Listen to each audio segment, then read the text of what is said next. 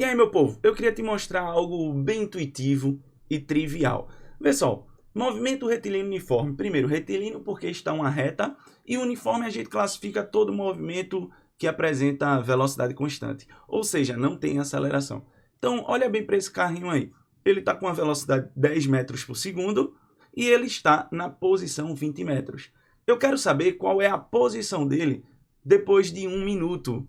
E veja, é algo intuitivo. Perceba que você primeiro tem que calcular quanto ele andou. Quanto ele andou.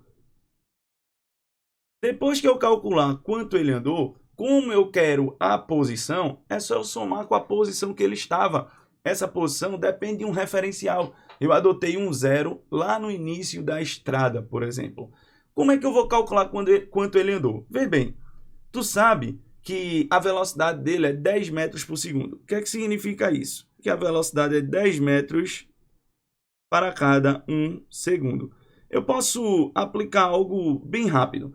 Eu quero em 1 minuto. Então, 1 minuto equivale a 60 segundos. Então, eu quero saber quantos metros ele vai andar em 60 segundos. Então, olha que legal. Basta eu multiplicar o 60 pelo valor 10. Ou seja, eu estou multiplicando o 60 pela velocidade. Então, lembra, o tempo é o 60 e isso é a velocidade. Então, se eu quiser saber quanto ele andou, basta eu multiplicar velocidade vezes o tempo. Beleza, ó. Então, velocidade vezes o tempo, olha o que eu vou ter. Velocidade 10, o tempo 60.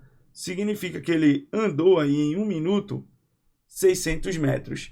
Mas perceba que eu perguntei para você qual é a posição dele no instante 60.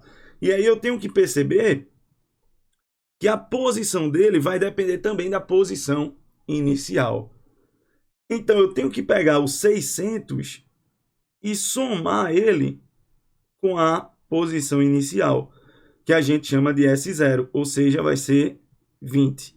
Essa aqui vai me dar a posição final dele, que vai ser de 620 metros. Perceba que eu não apliquei equação nenhuma e eu fiz por interpretação. Mas você pode transformar isso que a gente fez aqui numa equação. Como assim, Isaac? Tu sabe que o 600 a gente obteve fazendo velocidade vezes o tempo. E que o 20 a gente chama de posição inicial. Então, se eu pego a posição inicial e eu somo com quanto ele andou, eu vou ter a posição final. E aí eu tenho o que a gente chama de função horária da posição do movimento retilíneo uniforme. Então, perceba que é algo intuitivo que você precisa interpretar.